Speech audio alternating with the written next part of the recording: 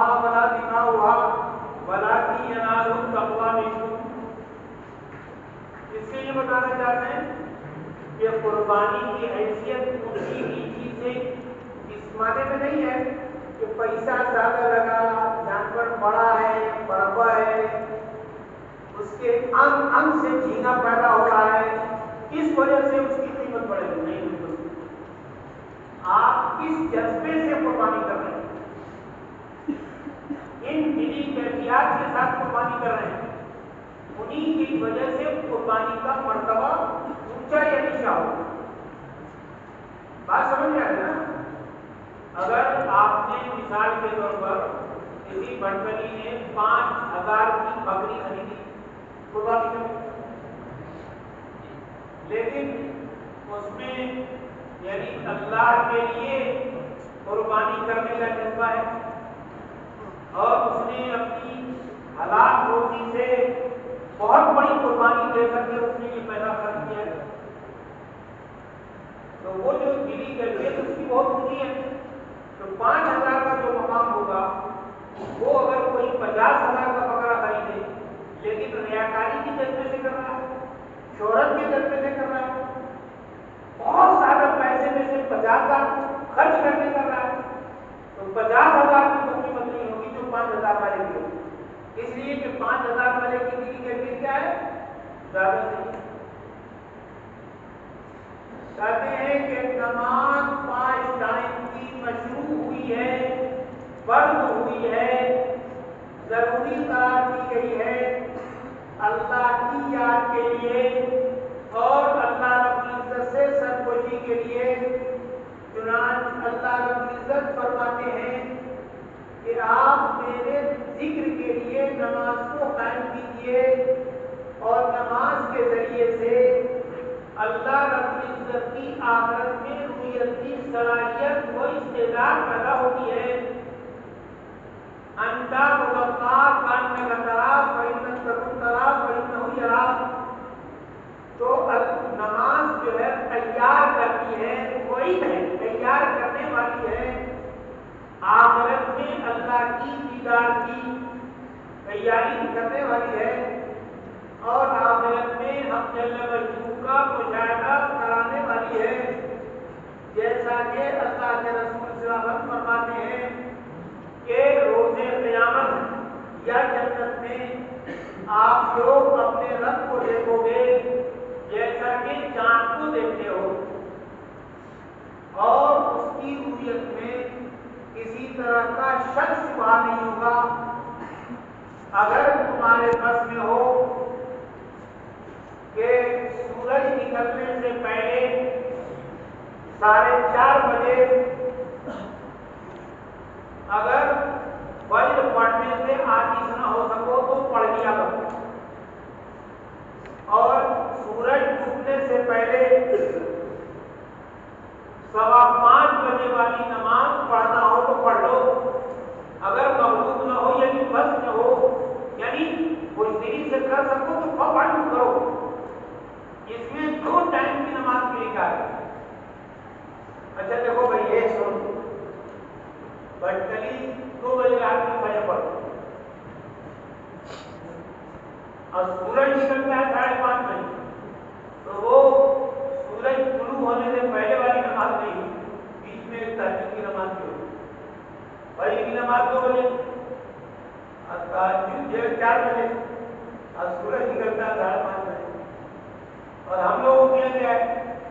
ہم لوگوں کے یہاں 3:30 بجے تہجد، 3 بجے تہجد اور 4:30 بجے فجر اور 5:30 بجے سورج نکلتا ہے. اس کا نظام ہم لوگوں کی نماز ہوتی ہے. اسی طریقے سے یہ لوگ جو عصر کی نماز پڑھتے ہیں 2 سوا 2 بجے اور سورج ڈوبتا ہے 7 بجے اور ہم لوگ 5:15 بجے عصر پڑھتے ہیں اور سورج ڈوبتا ہے کتنے میں 6:45 بجے. تو اس طور پر یہ کرا جاتا ہے. زکات فرض قرار کی گئی ہے تاکہ بھٹکلیوں میں بخل کی گندگی دور ہو. بولے جی زکات مشروع ہوئی ہے، سمجھے؟ تم لوگوں سے معذرت کے ساتھ ہمارا ریاضی برتنیوں میں بہت ہو جاتا ہے.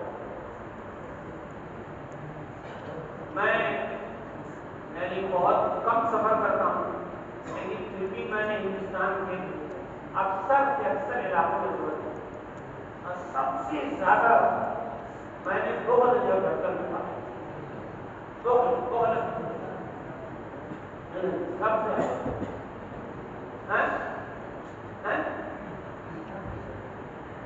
برتن میں سب سے زیادہ دو پایا.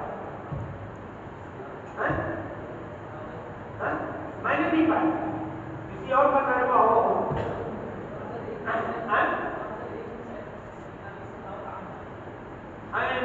یہ مان لو تو ٹھیک ہے، مان لو 2009 تک کا 2009 میں نے پہنچ گیا.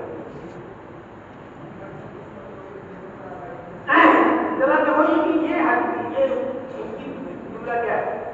کہتے ہیں زکات فرض قرار کی گئی ہٹانے کے لیے، دور کرنے کے لیے بھٹکنیوں کے بخل کی رذیلت کو، وکفایت لحاظت الفقراء، اور غربا مساکین کی ضرورت پوری کرنے کے لیے. اللہ رب العزت مانعین زکات کے خلاف ارشاد فرماتے ہیں کہ وَلَا يَحْسَبَنَّ الَّذِينَ يَبْخَلُونَ بِمَا آتَاهُمُ اللَّهُ مِنْ فَضْلِهِ هُوَ خَيْرًا لَهُمْ. نہ گمان کریں اللہ رب العزت نے جو آپ بھٹکنیوں کو دولت دی ہے، تو اس دولت کے سلسلے میں جو بھٹکنی دخل کرتے ہیں، اس دخل کو چالاکی نہ تصور کریں. کیا نہ سمجھیں؟ ہاں خیر و چالاکی و شاکرانہ پن نہ سمجھیں بہتر، بلکہ یہ بہت بری چیز ہے. اور جس چیز کا دخل کرتے ہیں قیامت کے دن توق پہنایا جائے گا. آپ لوگ یاد کیجیے مسلم شریف کی کتاب زکات کا پورا مضمون ہے. اگر آپ نے اونٹ کی زکات نہیں دی تو کیا ہوگا؟ بھینس اور گائے کی زکات نہیں دی تو کیا ہوگا؟ بکریوں کی زکات نہیں دی تو کیا ہوگا؟ سونے چاندی کی زکات نہیں دی تو کیا ہوگا؟ وہ جو ہے کتاب زکات مسلم شریف آج کے رابطے کو مضمون پورا پڑھ لیں. جو آپ بخل کریں گے تو یہ توق بنے گا. نہیں سمجھے؟ اگر تم نے اونٹ کی زکات نہیں دی ہوگی نا، یہ بات نہیں سنو، تو تمہیں لٹایا جائے گا.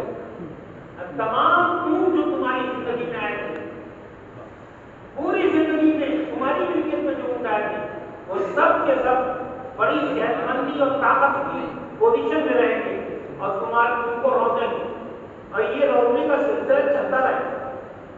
یہی آج دوسرے جانوروں کا ہے. اور سونا چاندی کا ہے دنیا صاف بن جائے گا. یہ تو وہ کیا کرے؟ اللہ کے رسول صلی اللہ علیہ وسلم نے فرمایا کہ جب جو ہے آپ لوگ سب بتاتے ہیں نماز وغیرہ کے بارے میں، سمجھے، تو انہیں یہ بتائیں کہ اللہ رب العزت نے 87 کے نام سونا والوں پر، 612 کے نام چاندی والوں پر زکات فرض کی ہے. تؤخذ من اغنیائہم. اب یہ اغنیائین کا ترجمہ بھٹکری کچھ اور ہے، اور مذہب حقہ میں اس کا ترجمہ کچھ اور ہے. مذہب حقہ میں ترجمہ کیا ہے؟ مسلمان مالداروں سے لے کر مسلمان غریبوں کو دیا جائے گا. مسلمان سیٹھوں سے زکات کی رقم لے کر مسلمان غریبوں کو دی جائے گی. یہ مذہب حقہ کا ترجمہ. بھٹکلی ترجمہ کیا ہے؟ بھٹکلی مالداروں سے لے کر بھٹکلی کے غریب کو دیا جائے گا. انڈیا کے مذہب حقہ کے لوگوں کو زکات دینے سے زکات ادا نہیں ہوگی. یہ مسلمان نہیں بھٹکلی ترجمہ کریں. ان کی زمین کا قبضہ ہی کیا گیا البھٹاکے،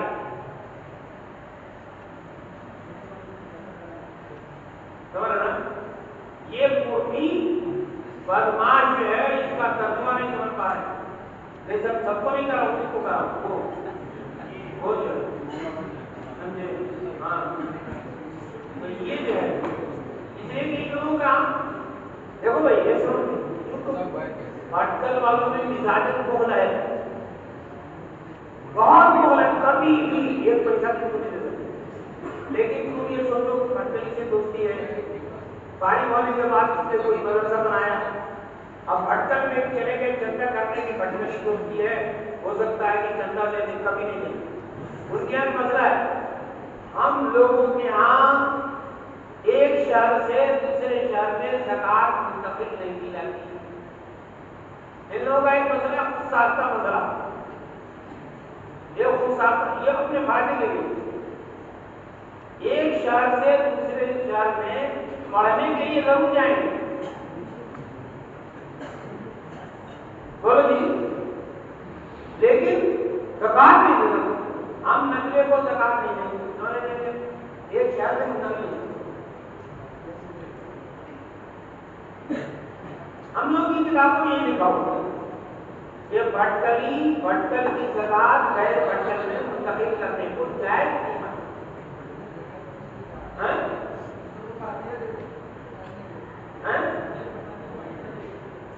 عطیت دیتی کہاں ہے؟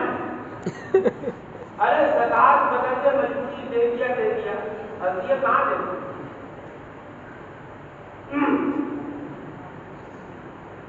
تو کہتے ہیں تو خطو بن اغنیائی، مسلمان مالداروں سے زکات کی جائے گی اور غریب فقراء کو دی جائے گی، وَأَنَّ الصَّوْمَ شُرِعَ لِقَهْرِ النَّفْسِ،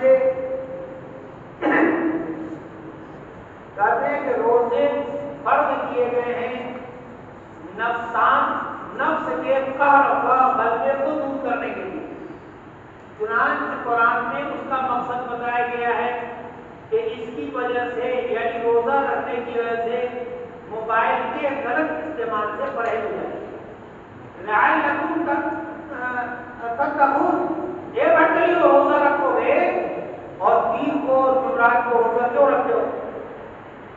تاکہ موبائل کا غلط استعمال کم سے کم، تقویٰ پیدا ہو، نفس میں بھاگنے نہ پائے، بلکہ اسی طریقے سے حضرت نے فرمایا فَإِنَّ الصَّوْمَ لَهُ وِجَاءٌ یا معاشر البھٹاکلہ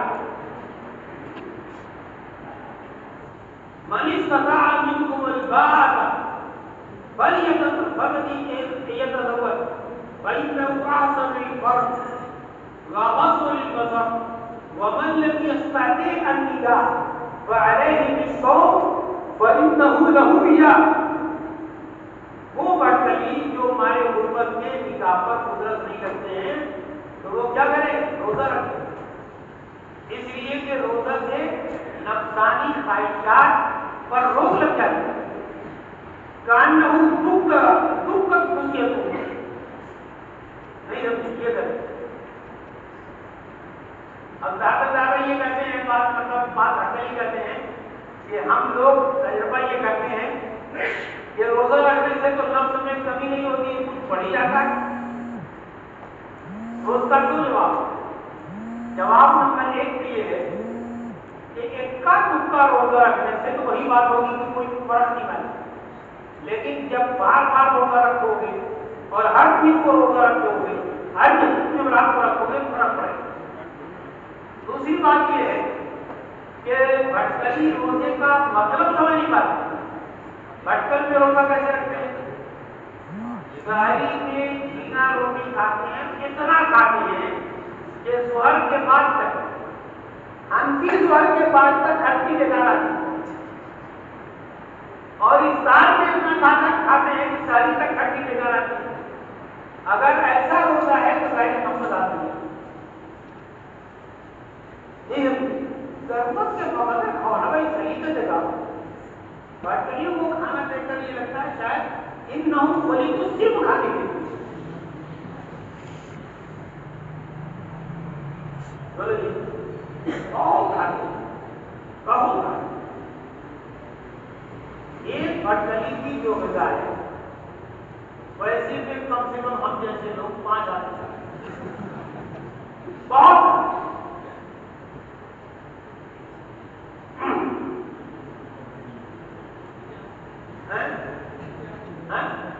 بھیجا کرتے کپل خود سے دیں بھیجا سمجھے موجود ارے تم پڑھے نہیں ہو نبی صلی اللہ علیہ وسلم صحاب کا شہری عمل ہے موضوع ہے نسبتی ہیں خاصیت ہے سمجھے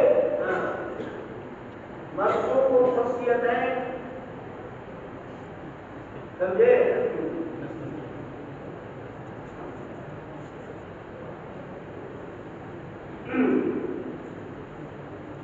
دیکھو بھائی یہ مسجد بھی شاعر اللہ ہے مسجد ہے اور مزدلفہ ہے مینا ہے منارات ہیں عرفہ ہے سمجھے یہ جو اللہ کی عبادت کی نشانیاں ہیں یہ سب شاعر ہیں تو کہتے ہیں حج فرض قرار دیا گیا ہے اللہ کے جملہ شاعر و اراکین و عبادت کی جگہوں کی تعلیم کے لیے قرآن میں ہے ان اول بیت وضع للناس پہلا گھر جو بنایا گیا لوگوں کے لیے عبادت کے لیے ہو گیا ہے وہ گھر ہے جو مکے کے اندر ہے اور صفا پہاڑی صاحب اور مروہ پہاڑی صاحب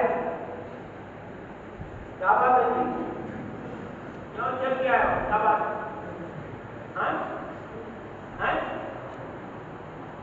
اس کے بعد موبائل ہے تمہارا کیا بات سننے کے لیے اب تک نہیں سن لیتے وہ بات کر رہا ہے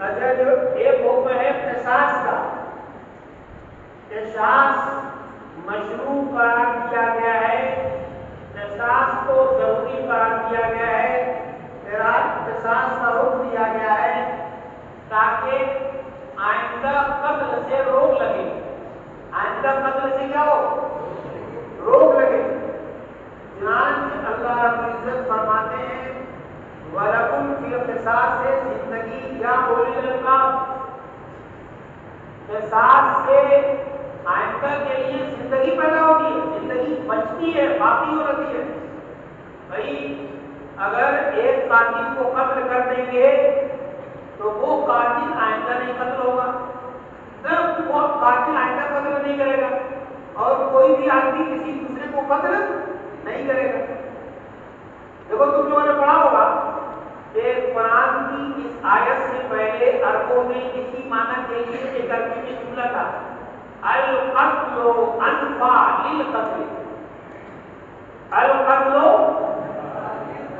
انفع نہیں کر رہا ہوں نفی سے القتل مانے قاتل کو قتل کر دینے سے آئندہ ہونے والے قتل رک جاتے ہیں لیکن اس جملے میں قباحت یہ تھی کہ 2 بار لفظ قتل آیا 2 بار اور الفاظ سے بھی آدمی کا بلڈ پریشر بڑھتا ہے لفظ قتل سے بلڈ پریشر بڑھتا ہے نہیں اور لفظ قصاص سے بلڈ پریشر نارمل ہوتا ہے اور زندگی سے تو شاندار ہوتا ہے کیا ہوتا ہے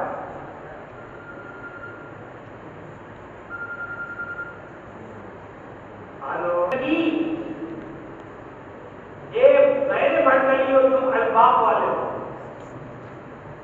دانش مندو عقل والو سیرکو تم اگر سمجھو تو سمجھو دیکھو بھائی اسلام میں سزاؤں کی بہت ساری قسمیں ہیں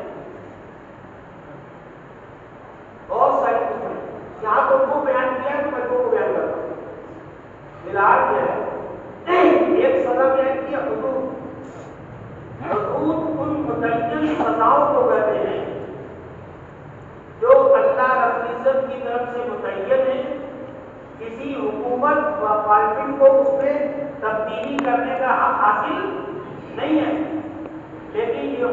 جاری ہوں گی کس کی طرف سے؟ حکومت کی طرف سے، حاکم کے ذریعے۔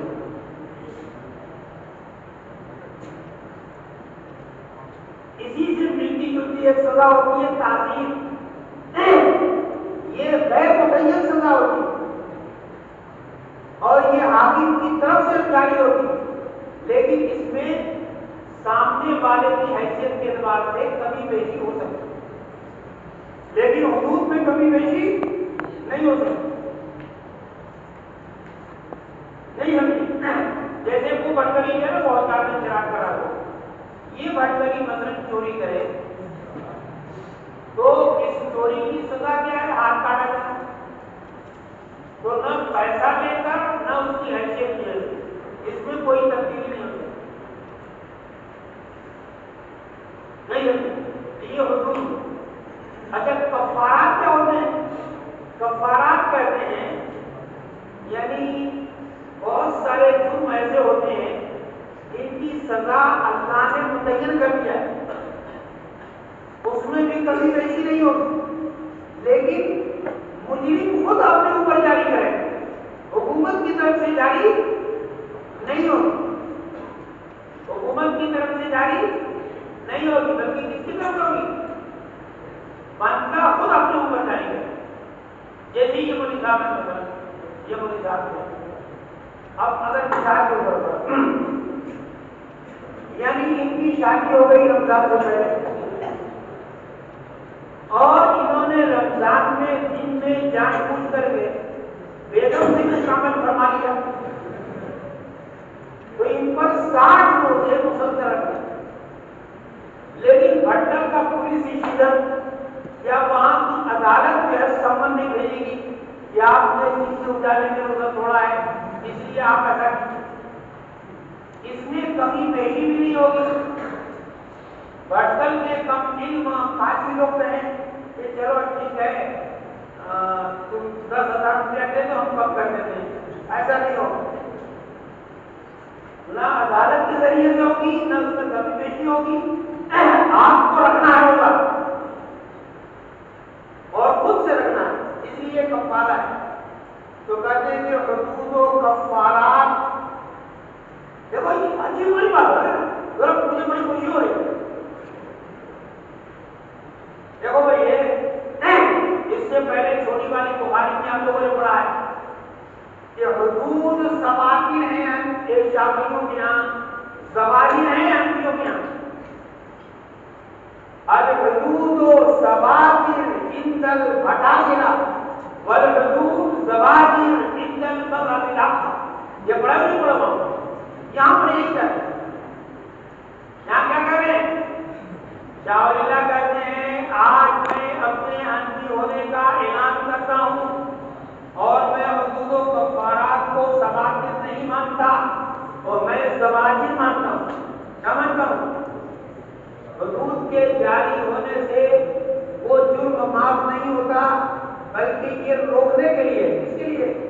وہی صاحب آپ کو میں نے نہیں کچھ کہا، آپ تو بہت اچھے ہیں، صحیح مانو میں شافعی ہوں، یہ جو ہے آپ شافعی تو اصلی ہو، یہ میرے ساتھ جو ہے اصلی شافعی، ان کو میں صحیح مانوں ایک دم سے اوریجنل ہے۔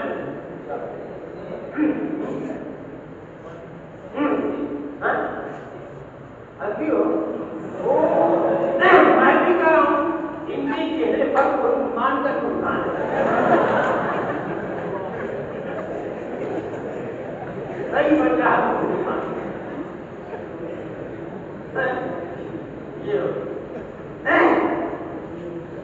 کہتے ہیں کہ حدود اور کفارات مشروع قرار دیے گئے ہیں گناہوں سے روکنے کے لیے، گناہ کو معاف کر دینے کے لیے نہیں، بلکہ کس کے لیے؟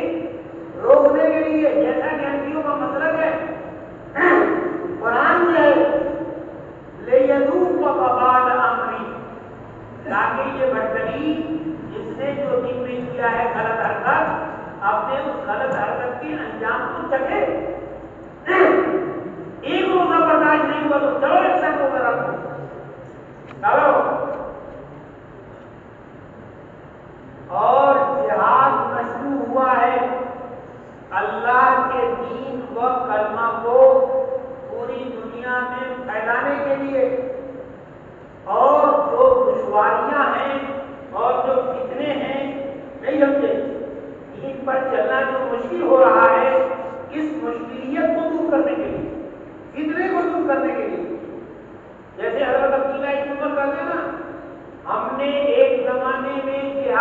دیا فتنے کو ختم کرنے کے لیے، اور آج تم جہاد جاتے ہو فتنے کو پیدا کرنے کے لیے. کیا کرنے کے لیے؟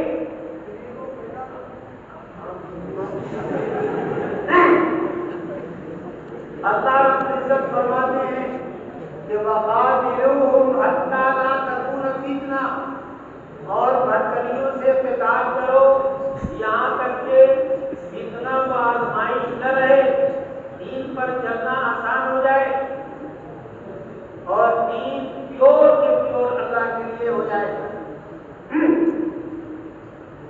اور دیگر جو معاملات یعنی بے شرع و دیگر مسائل کے جو احکامات ہیں، شادی بیاہ کے جو احکامات ہیں، یہ سب احکامات دیے گئے ہیں اس لیے کہ یعنی انسانوں کو مسلمانوں میں عدل و انصاف پیدا کرنے کے لیے.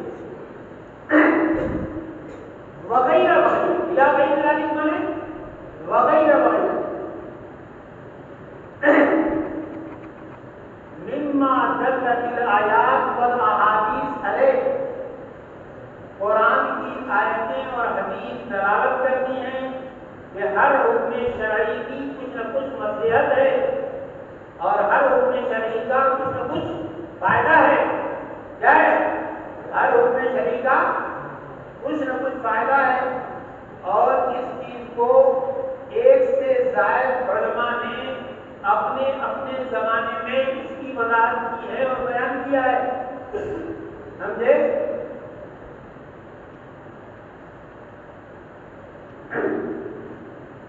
لیکن جو لوگ اب اس کے بعد جو کر رہے ہیں، جو لوگ احکام شرعیہ میں مصلحت کے قائل نہیں ہیں، وہ تمام بھٹکلی جو یہ سمجھتے ہیں کہ فرائض میں، احکام میں، دینی باتوں میں کوئی حکمت نہیں ہے، کوئی مصلحت نہیں ہے، بس اللہ رب العزت نے آرڈر دیا ہے یہ بتانے کے لیے اللہ کو جو کہوں گا کرنا ہے، کوئی فائدہ نہیں ہے. صرف اللہ کا اللہ ہونے کا اعلان کرنے کے لیے کوئی فائدہ نہیں ہے. جو بھٹکلی یہ کہتا ہے کہ احکام شرعیہ، قوانین شرعیہ، معاملات شرعیہ اور شرعی احکام وغیرہ میں کوئی مصلحت نہیں ہے، کوئی حکمت نہیں ہے، کوئی فائدہ نہیں ہے، تو ایسے آدمی کے بارے میں ہم کہتے ہیں کہ ایسے آدمی کا معاملہ ایسا ہے جیسے کہ کانوں پٹلی اور اس کو علم چھو کر بھی نہیں گیا. ایسے آدمی جو مصلحت کا قائل نہ ہو، ایسے آدمی کو کیا کہیں گے؟ اس کی زبان میں پٹلی کہیں گے. کیا کہیں گے؟ جو نہیں قائل ہے احکام شرعیہ میں مصلحت کا، وہ رجل بھٹکلیوں نہیں، اور اس کو علم چھو کے بھی نہیں گیا. کیا ہے؟ علم عقل چھو کے بھی نہیں گیا. ارے اتنا بھی نہیں کہ اگر جو ہے ایک سوئی لے لو، ایک سوئی لے لو، کوئی بھی سوئی، ایک سوئی لے لو اور تم جو ہے لائٹ ہاؤس کے پاس سمندر میں چلے جاؤ، یا جامعہ آباد کے پاس جو سمندر ہے اس میں چلے جاؤ، یا بھونیشور میں مندر کے پاس سمندر میں چلے جاؤ اور اس سوئی کو سمندر میں ڈالو اور پھر نکالو، تو اس سوئی پر 5 کلو پانی رہے گا نہیں رہے گا؟ بولو کتنا پانی رہے گا؟ کتنا پانی رہے گا؟ جتنا پانی رہے گا اتنا ہی اس بھٹکلی کو جو مصلحت کا قائل نہیں ہے اس کو علم اتنا ہی چھوا ہے. یعنی مطلب اس کا علم سے دور اس کا واسطہ نہیں. فرماتے ہیں اس کو علم چھوا نہیں ہے. جیسا کہ بس سمجھ لو یہ سوئی ہے جو پانی میں ڈالی جاتی ہے اور پھر نکالی جاتی ہے، سمندر میں ڈال کر نکالی جاتی ہے، ڈالنے کے بعد نکالی جاتی ہے، تو جتنا پانی رہتا ہے اتنا ہی بھٹکلیوں کا علم سے تعلق. اور ایسے لوگ جو احکام شرعیہ میں مصلحت کے قائل نہیں ہیں، فرائض و عبادات میں کسی فائدے و حکمت و مصلحت کے قائل نہیں ہیں، ایسے آدمی پر معلومات پر یعنی بھٹکلیوں کو بیٹھ کے ہونا چاہیے، کیا کرنا چاہیے؟ ایسے بھٹکلیوں کی عقل پر اور ان کے علم و معلومات پر کیا کرنا چاہیے؟ آپ زیادہ سزاوار ہے کہ آپ بیٹھ کے آپ روئیں، اور قطعاً بھی اس لائق نہیں ہے کہ آپ ان کی بات کو ان کی تقریروں پر کان کریں اور توجہ دیں۔ ان کی بات لائق توجہ نہیں ہے، بلکہ ان کی عقل پر، ان کے علم پر ماتم کیجیے، کیا کیجیے؟ ماتم کیجیے، روئیے، افسوس کیجیے، نہ یہ کہ اس کی بات پر کان کریے اور ان کی بات کو لائق اتنا سمجھیے، ان کی بات کو لائق اتنا بھی نہ سمجھیے۔ اب یہ سب تو آسان ہے، لیکن وہ جو ہے پھر میں کرتا ہوں خدا کے لیے، اس کو پڑھو اور جو نہ سمجھ میں